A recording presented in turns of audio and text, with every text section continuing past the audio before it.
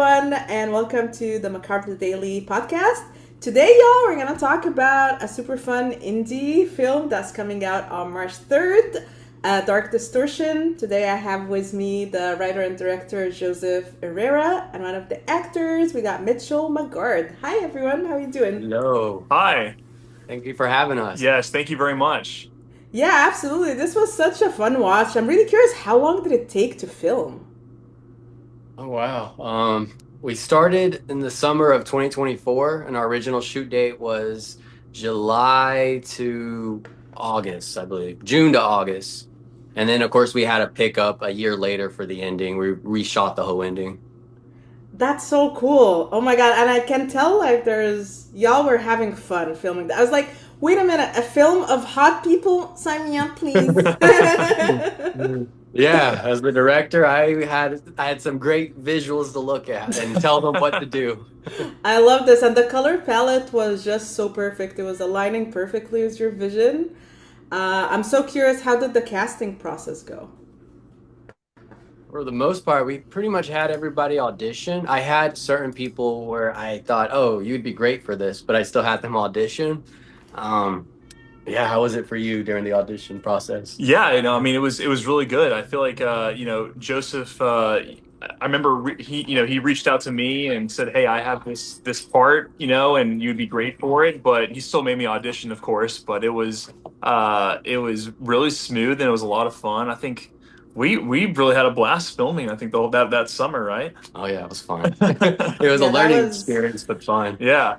that looks like it was a super fun summer. So for those who don't know, what's the movie about? Yeah, Dark Distortion is about an entity that got stuck into, well, put into a camera by its parents. And it's about a mother who will stop at nothing to save her child. And in the meantime, you have this other storyline of these influencers up to no good, which that's one of his characters. He's one of the characters. And somehow these stories intertwine with each other, and chaos happens when you steal a camera you probably shouldn't have. Perfect. Yeah, that was exactly gonna be my next question because I find it like such an interesting vision. Like there are two stories intertwining together. We got black magic and a messed up family, and we got influencers. The only thing they care about is the followers and popularity and all that Yep. stuff. I really want to see a prequel with the backstory of Sammy because honestly, this would be such a creepy thing. Is this something on your mind in the future? Yeah, I have. I mean, I kind of have that in my head of how that happened. Of course, my inspiration for Sammy was Child's Play. A lot of people, when they watch it, they get Ring, which I think is fascinating. But like, getting the doll stuck into something. So, poor Sammy, he never had a break the moment he was born into this world, but his parents loved him. Love like the intro was crazy, like fighting over Sammy or Samuel. I'm like, yeah, this is gonna be a trip. Yeah.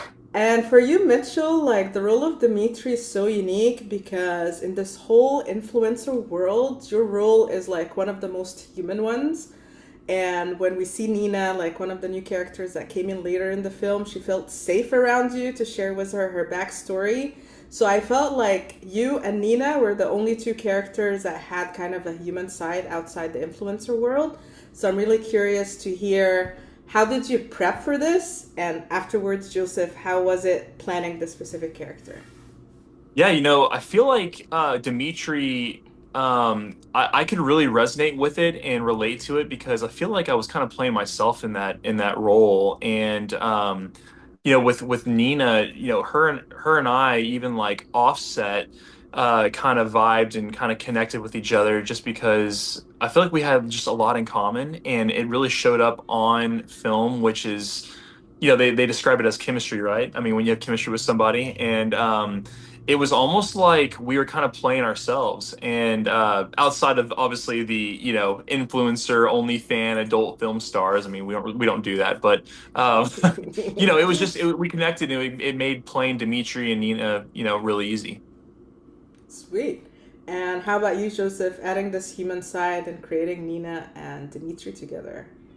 Yeah, when I originally wrote the script, those were the two characters where I even from watching, I was so glad it came out that way. It's like, okay, I give them a little break because, this guy, more so Nina, because she does she's new and she hasn't decided is she going to go down this path. But I don't, the interesting thing about Nina is that was a character that was rewritten as the story went on during filming. Like she originally was, I mean, I don't want to give away anything yet, but she originally had it's just we worked well together that I wanted to give the character more. And at the end of the day, if you watch the, hopefully you watch the film, you'll see what takes over with popularity. Yeah, there's always a price to pay. Like Yeah. there's always there. And another interesting perspective that you also added to the film in the slasher tropes, there's always this idea like sex is gonna kill you, but you took it to a different level because sex is not necessarily the thing that kills, but it's actually karma. And adding like that pity theft angle was so cool. So Yeah. I'm really curious to hear what was your inspiration, like digital sex work and petty theft. Like I'm almost inspired to do this. Is this a job? Can I do this? Spring Breakers with James Franco, Selena Gomez. That was a huge inspiration. With in that movie they kind of experiment. I want to try where college girls were bored, and they kind of like they realized they can't do it. In this movie, these characters did it, and now that's their price to pay for fame. Right, Yeah. right. And Mitchell, what is one thing you learned from Joseph as a director? Oh my gosh, I learned actually a lot. I mean, Joseph was amazing for his first. Was his baby, for directing or Yeah. director debut, Yeah. right? So, being a first time actor, not really having any experience at all. We were actually just joking about this earlier today. He threw me in cold turkey. Like it was sink or swim, and throughout the movie, you might be able to tell, but it was. Joseph was so great with directing, where he was giving me advice, pointers, working with me throughout the process of the entire movie, but more of just kind of giving me coaching and keeping my confidence high. And that was big. That's so important for someone who is new at acting, I think. And he really did that, and that's what separates him from a lot of other directors. I love I that. just I want to say we threw him to the wolves. Like Yeah. his first day on set was the shower scene. So it's like, hey, take it off. Yeah. Yeah. Oh my god, that's so hilarious. And how are you able to create kind of like a safe space for the actors to be in this storyline? Because it's a very specific storyline and Yeah. it needs a lot of trust to build that. So Yeah. how did that look to you? Yeah, that's been a common question. I think before I started the story, I knew that I had to have actors that trusted me first off because I'm asking a lot for them. And I knew I couldn't just ask a stranger and be like, "Hey, you want to do this?" And they'd be like, "Excuse me." So, like I said, I did seek out a bunch of people I personally knew that I knew were actors, or have been climbing and really wanting to show what they can do. And I said, "Okay, this is what I have. This is what everything I expect." And as an actor myself, I didn't ask anybody to do anything I wouldn't have done. So that was like Yep. the number one thing. And luckily, everybody really trusted me in this movie, and I asked every single thing. They if they had questions or concerns, we would talk about it, and then we did it. And I would say they everything from the script we shot. That was like, I love whoa. that. That's so cool. And how much training did y'all do to be this hot? How much what? How much training did you do to be this hot? Yeah, Well, Mitchell. I gotta say there's a scene, and there's a scene in the gym with Nina and I, Yes. and we can laugh about this now, but I feel like, well, that was the whole entire day we were on, really that one or two scenes there, and I kid you not, I must have done 1,000 bicep curls with the 10-pound weights that I had in my hand, and so maybe that has something to do with just staying in shape for Yeah. the movie. Yeah, that's one thing that people don't understand. It's so much work to be hot. Like, it's not easy. It doesn't come easy. There's a lot of work put into it, and this is something that people need to know. If only we could just wake up No. and be hot. Yes, Yeah. exactly. What is, for both of you, what's your favorite memory on set? You want to go first? My favorite memory, I think, was when someone decided to give all the actors and crew my script, and they all signed me a message. Like I'm always gonna cherish that because this was my baby. And when you direct something, everyone goes off and does their own thing, but as the editor also of this and producing it, it's my life for like 2 years. So to see that everybody left me cute messages and sweet messages, it meant a lot. It kept me like, okay, I'm gonna keep going and finish this. Oh, that's so sweet. How about you, Mitchell? What's your favorite memory? I think my favorite memory is just it was our last day on set and we're filming at this one house and you know after we wrapped up, I feel like I kind of lost myself in the moment, and this is where acting really, to me, um, I got like an actor's high, and I really things started kind of clicking for me, and this is where I got hooked, and I still remember that feeling, and I remember exactly where I was in that moment, and I was like, this is amazing, this is really what I want to do, but really the camaraderie with the whole entire crew in the set. I mean, at that house when we finished, and Joseph was like, "That's a wrap." We all were just clapping, and it was such a cool experience that I'll never forget. And talk about popping a cherry. That was my moment of my cherry was popped on that moment. That's so sweet. Okay. Another thing that the movie really highlights is our obsession today was numbers. Like we're always attaching our worth to number of followers, number of likes, comparing ourselves. So I'm curious to hear, as indie creatives in your personal life, how do you balance this world? It's a good question. I think I just came to, I mean, if you check my profile and my stuff, I barely get likes.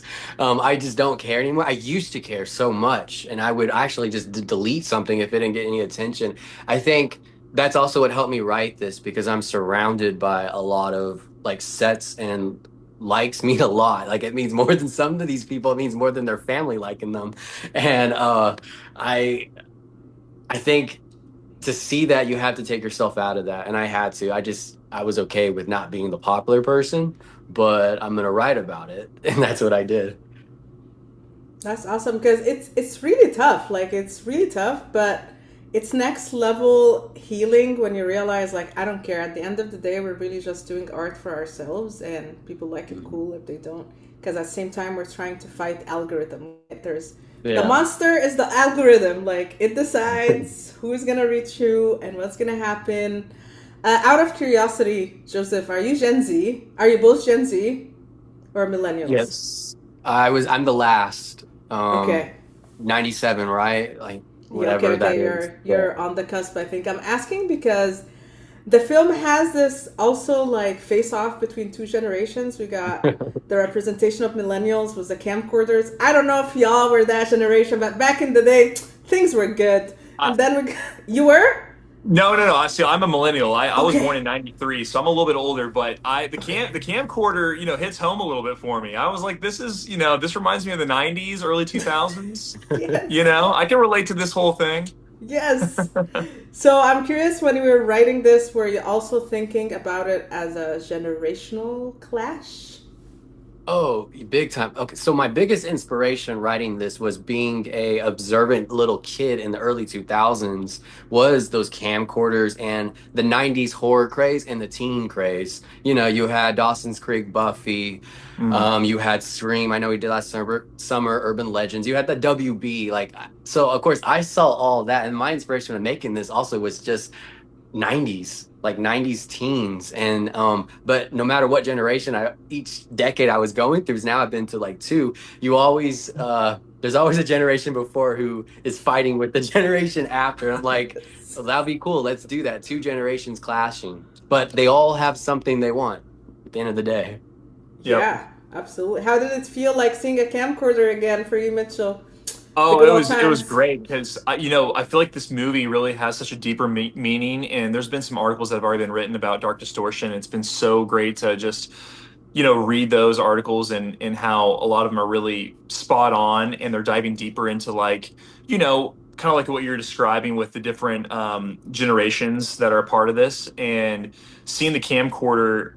It kind of it brought back a lot of memories as when I was a child, because my mom had one of those, and would film the sporting events that we were playing in, and so I could absolutely relate to it. I actually knew how to hold it and turn it on, and I was like, I feel like I'm showing my age here, and I'm not even old. Right here. Yeah.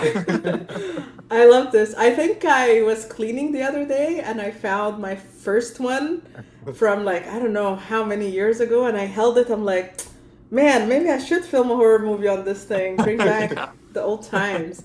I saw a You cat know behind what? you. Are you a cat person? Oh yeah, we have two. I have Oh two. my God, what are their names? These cats, actually, I don't know the new one because these are like parents. But the other one is, oh my God, I can't think of it now. Mama Kitty. She doesn't have kids though, but we call her Mama Kitty. That's so cute. Okay, I'm asking Yeah. because I'm a crazy cat lady, and I saw a cat pass by, and I was like, wait a minute, what if they tell me there are no cats in the house? Is it just in my head? Yeah. But back to your Okay, other thing, yeah, one thing that's very common with no matter what generation, sex sells. And Yeah. 100%. I've seen that no matter what, it's constant. So that's one thing each generation has in common. 100%. It always sells. Like, this is the oldest profession in history. Like, it Yeah. always sells. Like, It it's, always sells. It'll always be there. I know, and nowadays it's like, I see those Instagram reels. It's like, oh my God, I just got paid because a man asked me to chew in front of the camera. I'm like, you made 1K out of this? Like, there's a huge, I feel like since the pandemic, there is a huge boom in the digital sex industry. And it doesn't have to be just sex. Like, it's so flexible now. You don't even have to show your face. Like, come Yeah. on, But money. but you know what though? Like that is what is props to Joseph here for writing it and also, producing and directing this film because it really is spot on. Since COVID, like you said, there were so many, different avenues to make money, right? But really what took off was OnlyFans and like other platforms. And, this movie really touches on all of those platforms and really gives a good look and insight to how not only Instagram models or OnlyFans models make money, but just a darker side of it. Exactly. And I was just telling my friend the other day, I kind of regret not getting into that thing in the pandemic because, man, I'd be rich by now. Like, Yeah. Yeah, you're right. You and me both. right? Like, well, yeah, it's too late now. It's too popular now. It's too hard. What are y'all favorite horror movie? If you had to pick one to watch for the rest of your life, what would that movie be? I know mine. Oh, the rest of my life horror movie. It would have to be Scream '96. Yep, same. Ooh. Yep, that's my favorite. I watch that multiple times a year. It's not even just on Halloween. It could be during Christmas, and Yeah. I'll watch that movie. That was our common thing. That and I Know We Did Last Summer. It's like, yeah, yeah. Yeah. Yep. Yeah, like the OG is the best one because honestly, like if you think about it now, 2026, who picks up the phone? Like that man needs to text. Like, are you Right. alone? Like, don't Right. don't call people anymore. What is your favorite movie theater snack? Mine is probably I just remember as a kid going to Cinemark 17 over here in Dallas, Texas. That's where I'm from, and I would always, for whatever reason, I would obviously popcorn and a Coke or a Dr Pepper, but they had those Sour Patch watermelon gummies, and I would always have the Sour Patch watermelon. Such a random, sweet tooth thing because I would never get them anywhere else, but only at the theater. Love that. How about you? The same. I always pick gummies, no matter what. If anything's like chewable, I'd pick that over chocolate at the theaters, just because I don't know. Yeah. Eating chocolate at theaters and dark feels weird. Yeah. Yeah. I'll give y'all like the US has like much more variety of snacks. I'm based in Vancouver, Canada. Like we don't have that many options. So you saying watermelon stuff, I'm like, yo, we don't have that interesting options. We don't have that. And if you were to describe Dark Distortion in one word, how would you describe it? Sexy. Yeah. Let's see. I would say deep, and not just because it's a slasher and you're cutting people. Obviously, there's a deeper layer to this movie that the audience can kind of figure out or resonate with, I think. And if you had a bigger budget for it, would you have done anything different? No, I would have done the same, but spent more days on scenes. That, Mm. yeah. Yeah, it is like I love the thing about indie filmmakers. We don't have that much money, but we make our ideas come to life. Yeah. And this, honestly, this film is so layered, like you said, Mitchell, and it's so unique. I wrote a piece about it for Macabre Daily as well. Should be coming out soon, so stay tuned. Ah, can't Yeah. wait to read it. Oh yeah, Thank it's you. ooh, it's next level. You're not even ready. Can't wait. What projects do you all have brewing, if any? You wanna- Yeah, so you want me to say the name of the film? So we're actually we're in Dallas, Texas right now, and we are filming, about to start filming Don't F with Mary Jane, and it is also going to be a kind of a slasher horror film, and that's next. And then we have something else. I was going to let Joseph, if you're ready to tell, it's another big project that's brewing, and I think we'll get a lot of people excited. Yeah, that one I don't want to say too much because Yeah. I know there's going to be a lot of it being made soon, but it deals with AI and it deals with humans and AIs. Who's to blame? And there's a little love story in there, so yeah, it's Ooh, very A224. I'm excited to do that in May. I love that. Okay, so we got AI, and the Mary Jane one. Is it like a stoner horror movie, or that's just her Yeah, name? yeah. So yeah, she's a big smoker, of course, Mary Let's Jane. go representation. Yeah, it's I would like it's more of a black comedy. It's a woman who's pretty much saying, you know what, I'm done with these men screwing me over. I'm inviting all three of my ex-lovers over, and if they haven't changed, I'm sorry, but I'm gonna have to kill you. What? Okay, come on. I need to watch this. When is it out? Yeah. We start shooting tomorrow. Oh my god, that's amazing. Do you have more people from Dark Distortion cast besides Mitchell, or it's completely? Yeah, we have the dad. Oh, He is playing one of the love interests. I believe that's it. Yeah, those two. that's sweet.